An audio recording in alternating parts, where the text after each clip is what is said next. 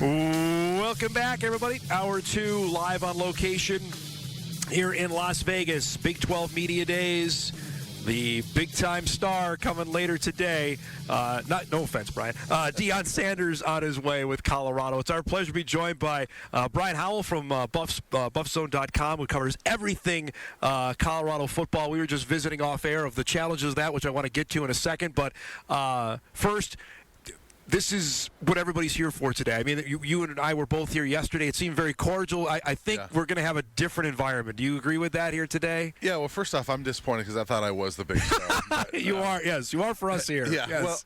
Well, it's interesting because I was talking to some colleagues yesterday, and, every year at Media Days, and last year I went to Big 12 in anticipation of Colorado going there, and there's certain teams that draw the huge media throng. Last year it's Texas and Oklahoma. Yep. Pac-12 is always USC, UCLA, maybe in Oregon, but and this year we're like, well, it's certainly Colorado. Yep. But beyond that, it's going to be just normal for everybody else. But yeah, Colorado's going to have the big group around them, and I'm curious to see how it goes. Yep. Last year Deion Sanders didn't come to Pac-12 Media Day because he had surgery right before, and so it was a little more normal. Yeah. So he hasn't been to one of these yet, so I don't know what it's going to be like. And we're in Las Vegas. And it just could be amped, I think. And he's the first one out of the chute, so I think for that first press conference, that could be electric, I would think, right? There's a potential for that? It could be. You never know what you're going to get with him, honestly. I was kind of joking with somebody that, he's going to say a lot of lines that I've already heard, because he's got his cliche lines, and but that's part of being him. Is who he is. He's got his. He's prepared, he's confident, but he's got his lines, and so it's going to be interesting to see what it's like. Obviously, it was the red-hot start last year. Things flamed out at the end. You saw it all up close and personal. Tell us how 2023 just developed, and how can it be different? Will it be different in 2024? Yeah, I think it'll be different. I tell people all the time, they finished 4-8. I think this was a bowl team last year that fell short. And even with a terrible offensive line and not a very good defense. But they're 4-2. They're up 29-0 at the half against Stanford, and inexplicably lose that game in double overtime. It's right before a bye week. I think a lot of those guys were checked out 29-0 and looking for that bye. I don't think they ever recovered from that game, honestly. And that would have made them 5-2. I absolutely think that they would have picked up win 6 one more. or 7 and gone to a bowl. And so I think that they were that close, even with the bad offensive line, bad defense. And I think that through the portal and everything, I think they're better. And so, I don't think their schedule is any tougher. I don't think it's worse, but I don't think it's any tougher. I think this is absolutely a bowl team.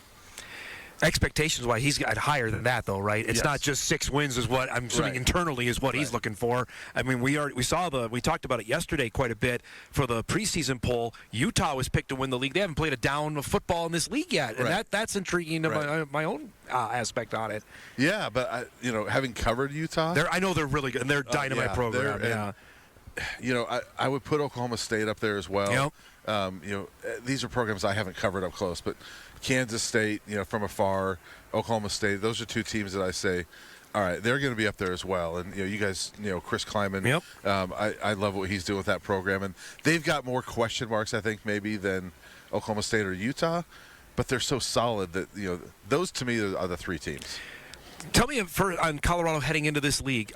Their struggles were a lot in the Pac-12. Does this feel like being back home now in the Big 12? Yes and no, although it's like I guess it's like somebody that leaves home for a while, comes back, and it's like, oh, mom's renovated this, and it's true. It's not the same Big 12. Your little brother that was there when you left home is not there anymore, or whatever. And so there's no Missouri, there's no Nebraska, there's no Oklahoma, Texas. And so it's, you look around here, it's like, Oklahoma State, Kansas. Those are the 3 that you look at and say those are some rivalries, because even like Baylor was here. I was going to say Baylor, but they were never rivals before that, and they didn't play every year. Yeah. But like Oklahoma State and Colorado, they played every year from like 1947 to 97 or something like that. And K-State, Kansas, same thing. And so there's long-standing rivalries. I know there's CU fans that are that are excited about the K-State game, Yeah. excited about Oklahoma State, Kansas, things like that. But yeah, How about BYU? Is BYU ever anything?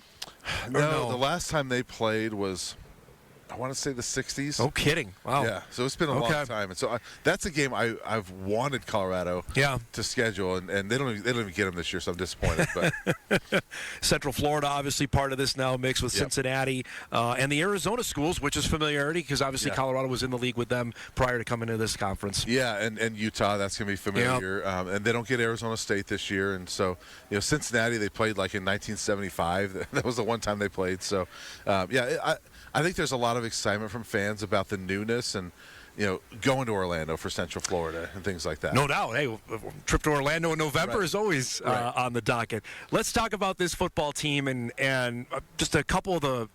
We know about Shedeur, which I want to get your thoughts on, and Travis Hunter, but the defensive lineman in B.J. Green is a dude, and the Bison offensive line is everyone's going to have their hands full with him. Bison O-line is still a work in progress. What makes this guy such a devastator up front? Yeah, obviously haven't seen him, in person too much. I mean, covered him. I saw him at Arizona State when they played. Just a disruptor. I mean, a guy that walked on at Arizona State, and I think led him in sacks as a freshman walk-on. I don't know if he was still a walk-on by that. Yeah, but he was a walk-on to start. But just a disruptor. A guy that he's just he's not massive, but he's got really good pass rush moves, and he's a guy that really they needed. They didn't have that guy last year, and I think he's one of the best defensive linemen in the Big 12, and he's going to boost them a big time. We're in Vegas. What was the under-over on additions in the portal this year? What was it? Yeah, what was the total? Oh, it was. Is it still going? It could be. It's not done, right? You never know. Not August 1 yet, so. To answer that question, last year, Arizona State started camp with a linebacker named Juwan Mitchell. About 10 days into camp, he got dismissed from the team. He ended up coming to Colorado later in August, and so you never know. But I think it's about 25, 28, something like that this year. So not as much as last year. No, that's true. Yeah. It's not the 40 or whatever. What was the number? Was it 40? Oh, it was high. It was higher than that. Yeah. And that made national waves as well with how he approached it. And granted, and I talked about this on my show all the time, coaches tell players to leave all the time. It doesn't get the headlines like it does now, where if a guy goes in the portal, that makes news. We cover it at North Dakota State clearly quite a bit when a guy decides to leave, whether it's to either go to a new school or he was told, hey, you're not going to play. I think the way Deion phrased it, though, was like wildfire that it took off nationally. Did you see that? Yeah, for sure. And I think that I think there's a lot of coaches that phrase it that way with their players. Yeah, don't do it publicly, right? They don't have their own people filming it and putting it out nationally. Right. And those other coaches are also not Deion Sanders. Correct. So those things are all going to be blown up, and it's sort of amazed me. I'm not the type of guy. I'm not an apologist for Deion Sanders. I'm not going to back him on everything, but on this one I will. I'm like, okay, we've had enough interviews with players that got cut. All the national outlets to grab those guys. Like, all right, we've had enough of that. Let's move on from those guys. These are guys that weren't going to play anyway. And frankly, I like what Deion's done because you've got a generational quarterback. And you're not going to just sit there and let's do a slow build. And anybody that has a generational quarterback, whether it's your son or not, they want to maximize that time with him. And so they're doing what they can to have a successful year with Shedeur as quarterback. All right, so let's dive into Shedeur, and I saw it last week. Matt Miller put out his first mock, has him, I think, second or third overall. What does he have to do this year to get to that part next April? Not get hurt, number one. Right. I think if he plays like he did last year, he's probably going to get there. If he plays better, maybe he's number one. Yeah. And you would think that he can get better. I mean, He held on to the ball too long sometimes. A lot of those sacks were on him, and they've admitted that there's times he could have gotten rid of the ball. He only threw 3 interceptions, and with a porous offensive line, that's impressive. And so the completion percentage and the low interceptions they're insane numbers for how many times he got sacked and pressured. So if he's got protection, he's going to shred defenses all year. And so I've told people a lot that, you look at Bo Nix and, oh my gosh, the Washington quarter, Michael Penix. Yep. If Shedeur Sanders was in those situations, he would have He absolutely would have been the same numbers, if not better than those guys. So he just doesn't have. He didn't have the protection. Yeah. That's just watching him from afar. I was doing and I think a lot of people at Fargo and North Dakota were like, okay, let's check this out. And watching him play against TCU, watching the Colorado State game, and I didn't watch a whole lot, Brian, as the season went along because we're busy with our stuff. Yeah. But early on, I'm like, okay, that's going to be a challenge for the Bison in 2024. And like you said, I checked in later, and that's when things were beat up, and he was running for his life, and he got hit. The Washington State game comes right to mind of how he just got crushed in that game. And that's the game he got knocked out for the rest of the season, which is only a game and a half. But he had finally had enough at that point. It was a miserable night, and we found out later he had a cracked vertebrae. And it wasn't terrible. He was back throwing like a month later or whatever. But yeah, he got beat up. Is Travis Hunter the best player on the team? Yes. Yeah. Yeah. I think Shedeur is the most valuable, but Travis is the best. I mean, he is legitimately their best cornerback and their best receiver. Wow. All in one player. So was that known when you got to the TCU game that he was going to go both ways, or is that something you guys found out when the game was there? Okay. They've made no bones about the fact that Travis Hunter is going to go both ways, and we've asked him does he play too much? They tell us that they're tired of telling us that Travis Hunter does not get tired. There's stories the new DC that came in this year is okay, one day in spring he was on offense and then he comes over to us and I was like, hey man, do you want to rest? And he just glares at me like, okay, you're good, go cover that guy. And they said Travis is annoying on the sidelines if he's not in the game because he just wants to be out there. And so I don't know how a guy keeps that up for too long. Even Deion didn't do that. Right. And he didn't even play receiver that long. It was a little bit with the Cowboys. Correct. He didn't do that. Not a lot with the Falcons. I don't remember that. No. He didn't really do it with the I don't remember. Redskins, I don't remember with the 49ers a whole lot either. Honestly, it was the Cowboys is what I remember. Yeah, Cowboys is what he really did. But even then, it was it was pick your spot. Correct. Is his best spot in the next level? Do we know that yet for Hunter at wide receiver or corner? I don't think so. Yeah. I've often thought that he would have been great on the Bill Belichick Patriots because they would have used him everywhere. And I think that if you get a team that I think you might get a team that just drafts him and says, we'll figure out where he plays later. We want to get this guy on our team, and then we'll figure it out later. And I could see him starting off as a corner and then eventually moving to receiver, or vice versa. Okay. Starting off maybe doing both and eventually settling into one, kind of like Deion did as a player. But I don't think you worry about it if you're the NFL. You got a couple more minutes for us? Yeah. All right, we're going to take a break. We come back much more. Brian Howell will talk about covering Deion and then looking ahead to the North Dakota State matchup, which is 50 days, exactly 50 away from the Bison and the Buffaloes in Boulder. Back live on Hot Mic here in Vegas right after this. Welcome back, everybody. Live in Las Vegas, Allegiant Stadium, Big 12 Media Days. Everything going to get going here in about an hour and a half with the first press conference. Deion Sanders will be speaking at 1 o'clock Central, 11 a.m. Pacific time. I have a feeling, Brian Howell, that might be a packed environment here behind us, no? Yeah. First come on that one. I got here early and grabbed a front row seat. Got that reserve seating on that. Let's chat about this football game. 50 days out.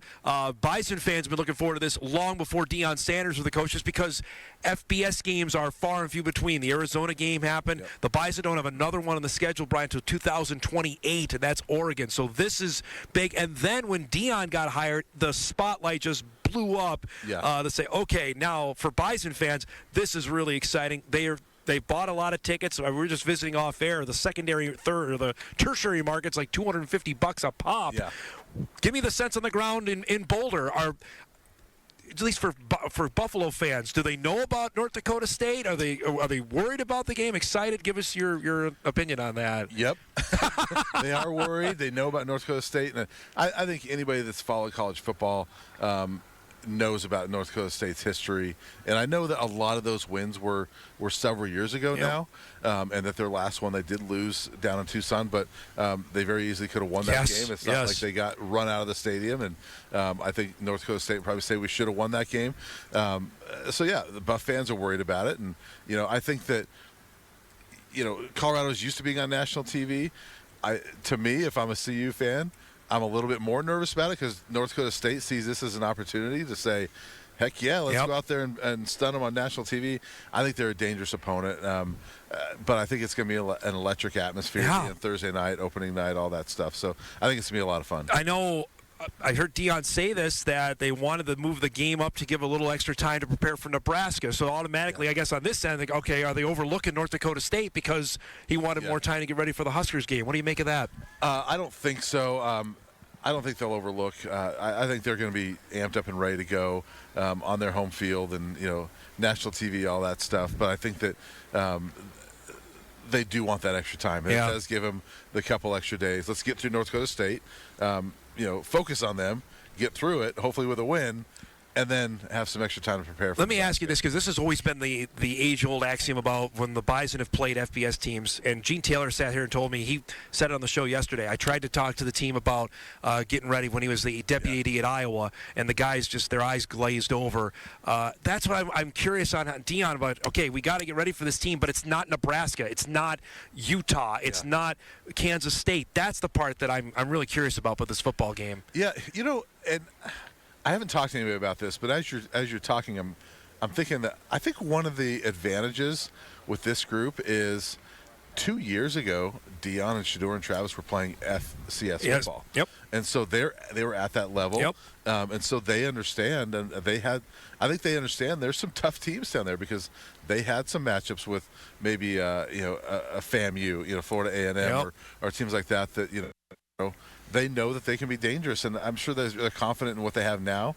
But I think that there's probably a healthy respect there because they've been at that level. You've done a little research on the Bison. What stands out to you about when you look at this football team? Yeah, I was telling you off air that initially, I knew they lost their head coach, and I thought they lost more people.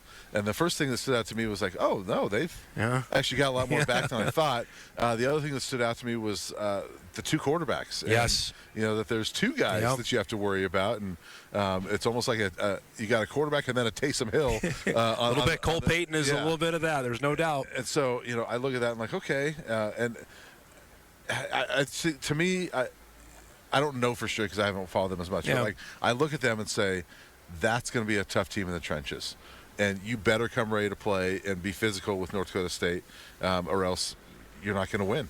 That's where they've buttered their bread, over the last 50 years of how they've done, especially offensive line play. But that, to me, as we were visiting off air, if there's one question mark around the Bison, it is offensive line, especially if you got a devastator that we talked about in Green in our first segment. That's a huge. I know Tim Polisic, the head coach, is we got to figure that out.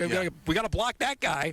Yeah, well, and on the flip side, I think defensive line is a question mark for Colorado. I was going to ask you about that. They've upgraded that, but we haven't seen this group together, and it's not like they went and got All-Americans. B.J. Green's really good. He was an All-Conference player in the Pac-12 at Arizona State, but the other guys have been nice players other places, so we're not sure how good that defensive line is. They were not good last year. I mean, they were horrible against the run, and so I think that's going to be probably a huge test for NDSU's offensive line. I think it's a huge test for Colorado's defensive line. Game days now in Boulder, how different is it? What for Bison fans are going to go to the game, what to expect, especially on a Thursday night? Give us maybe your best synopsis of what this could be like 50 days from now. Just the atmosphere? Yeah. It's going to be electric. I mean, Folsom Field, when it's full, is an awesome place. But at night, I feel it takes on a different air, and you get that student section, and the students now, they would show up before, but Shedeur and Travis especially play to that crowd, and literally you can sit there in the press box and when the gates just opened because you see 1,000 students flooding because it's general admission for the student section, so they rush to the front, and Shedeur and Travis play to them.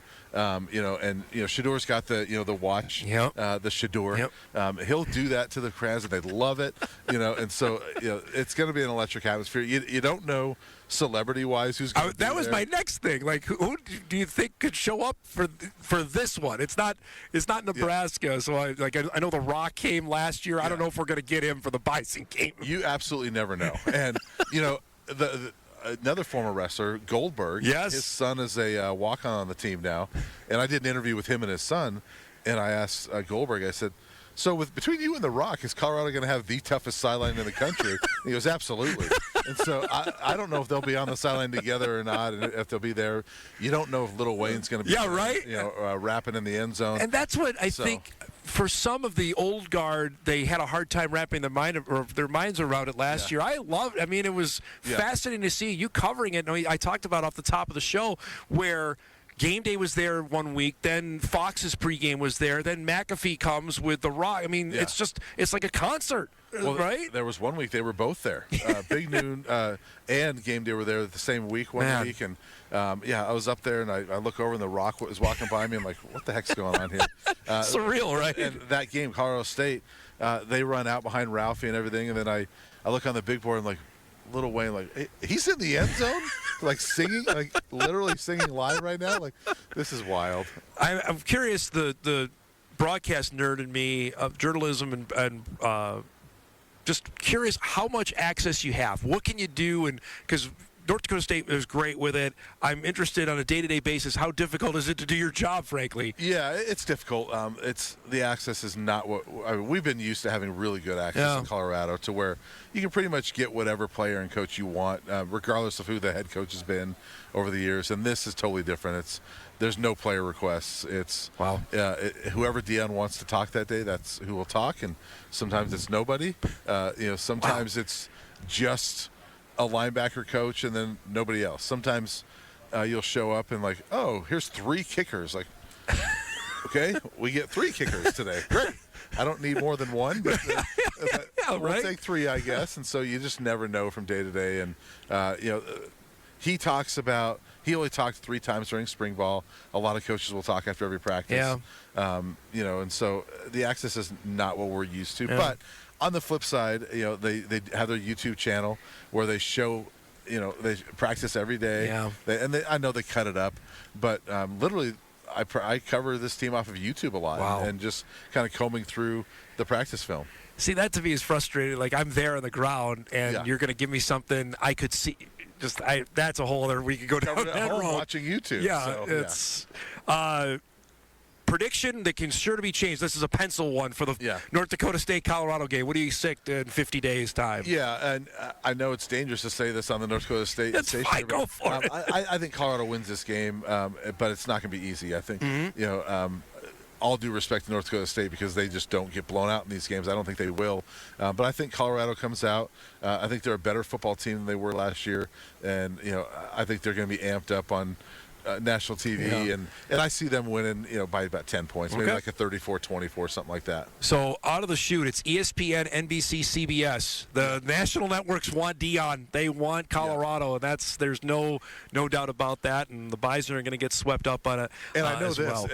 And Deion wants to keep that going, and to do that, you got to win. You got to win. Yep. So you don't know those conference matchups till 12 days before. Right. They need to beat North Dakota State. They need to beat Nebraska. They need to beat Colorado State. So if you lose to North Dakota State, then go to Nebraska and lose. You're going to be on. All bets are off too, by the way, about what's going to go on around that football team. Yep. So great to see you. Thanks so much for doing this. We will do this in Boulder in 50 days. What do you think? Sounds all right. Good. Brian Howell from BuffZone.com joining us, covers Colorado football extensively. Well.